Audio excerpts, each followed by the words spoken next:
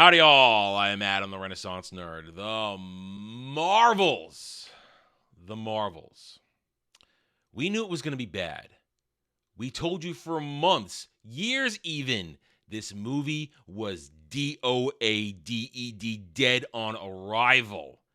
We just had no idea how severe it was going to be. We had that initial opening weekend, that weak, anemic, limp, 130-odd million opening weekend. But here we are now, week 2. Again, we made our predictions. I made a prediction. I said it was only going to have a 50 to 60% drop because when you think about it, as things normally go, when something opens so low, so weak, it really can't fall that far. So it's very weird, very odd, very out of the blue for it to drop more than maybe 50, 60%.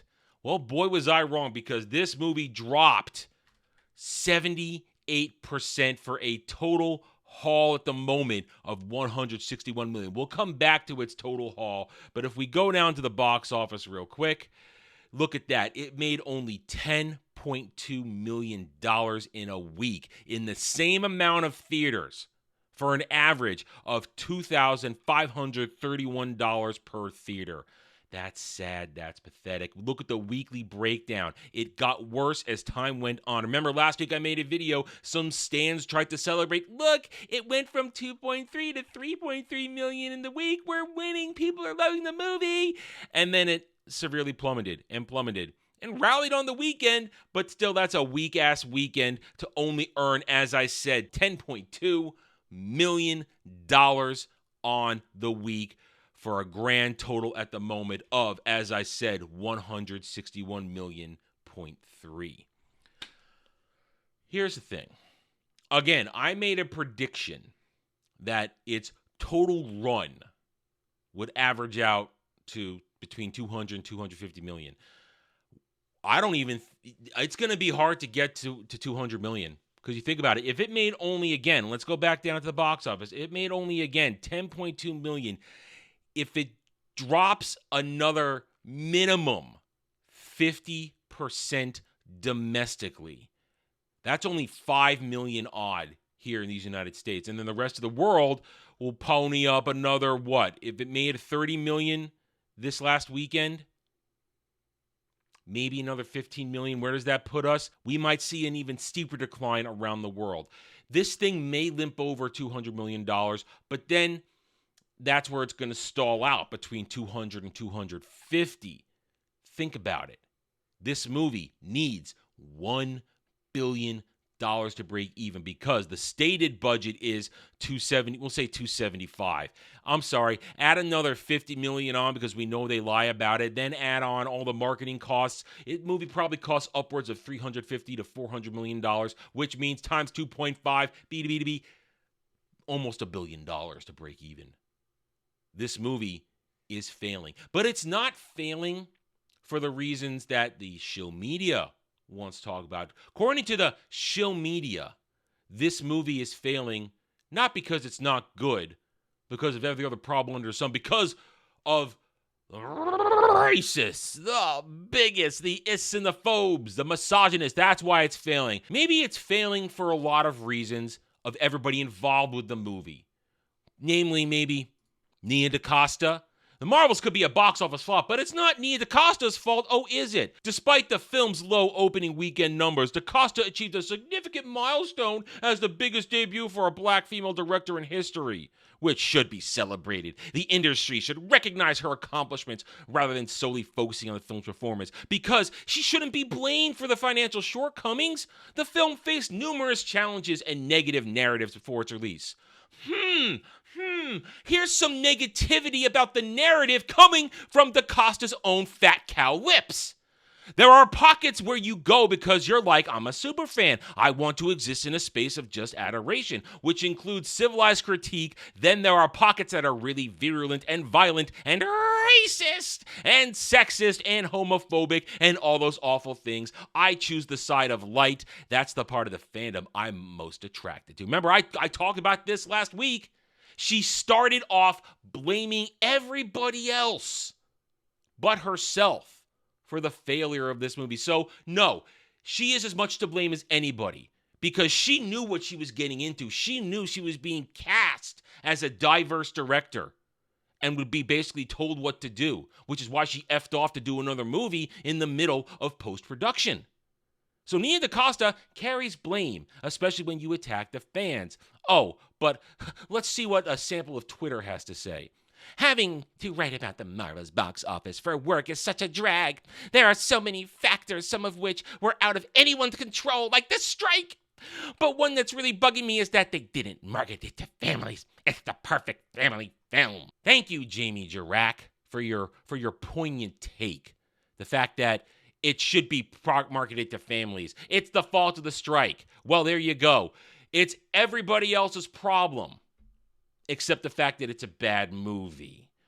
Marvel's hasn't killed the MCU. It proves the actor's worth. With poor opening box office performance, the Marvels, many critics believe the Marvel Cinematic Universe is done for. But most critics ignore economic realities facing audiences and the actor's inability to promote the movie for a studio. Let's see. Maybe tickets shouldn't cost $13 to $20.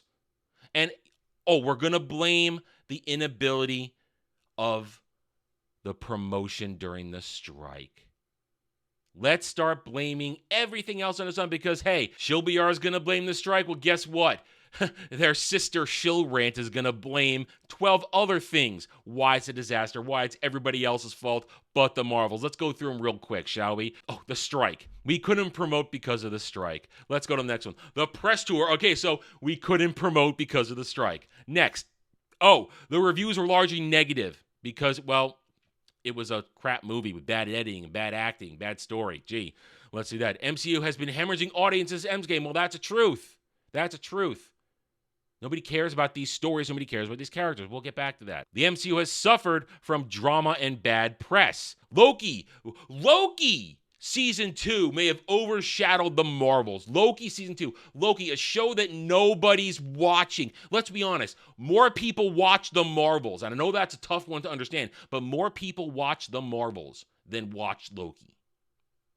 So Loki is a problem. Internet backlash and female POC-led Marvel. There it is. More racism, more misogyny, because we go to the Huffington Post, the Marvels never really stood a chance. Why?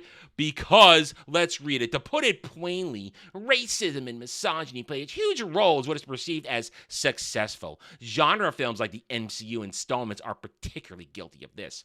It took Marvel 10 years to make a film with a majority black cast and creative team. And women have been leads in less than a handful of MCU films. The Disney Plus spin-offs are more diverse, but television has always been a place where executives take risks.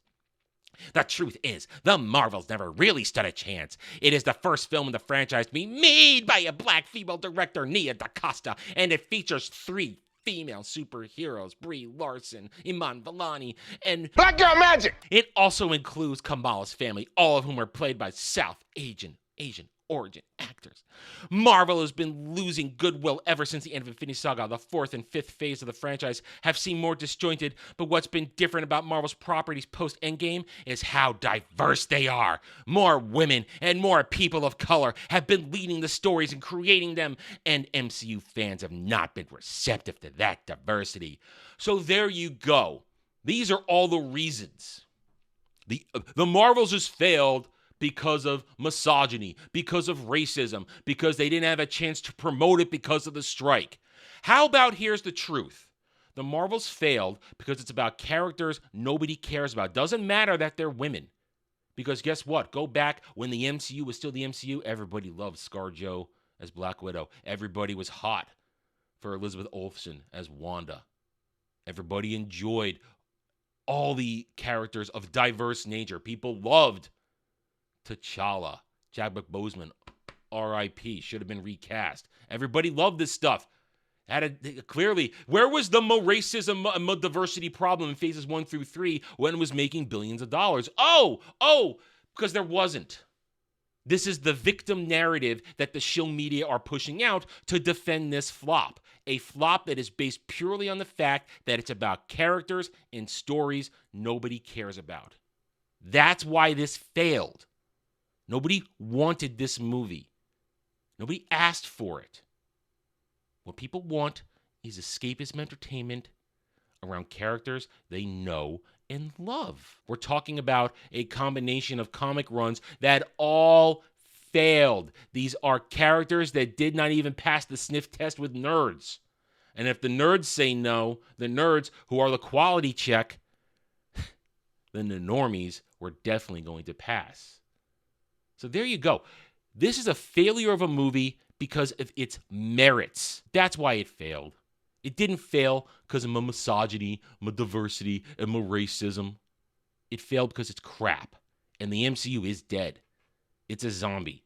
It's shuffling along, and soon it's going to collapse, and no one's going to pay attention to that corpse. All right, I'm done. Thank you for watching this video. If you enjoyed it, a like would be very much appreciated. If you are new here, I invite you to subscribe to me right here on YouTube. We're up to earn your trust and support using facts and logic, because facts and logic do not care about whiny Stan fake fan and SJW fifis. Hit the notification button, share my videos if you like what I'm preaching, and by all means, leave a comment. I love to hear from a real passionate fan like you who was here first. I care what you think. I do not care what the fake fan stands and SJWs have to say, because they're living in a fantasy world, thinking that this is a fun, successful, exciting movie and it has no problems whatsoever. So they're easily triggered. They're going to whine and cry, and I'm just going to smile and laugh.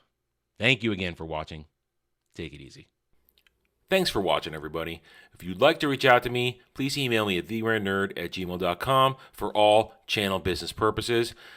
I am on Twitter now, mostly for promotion and sharing of videos, maybe a little shit stirring here and there, who knows, @TheRenNerd. You can also find me at the Geeks and Gamers forums under @ROAS, and you can see me on Rumble and Odyssey under the Renaissance Nerd. Thanks again for watching. Take it easy.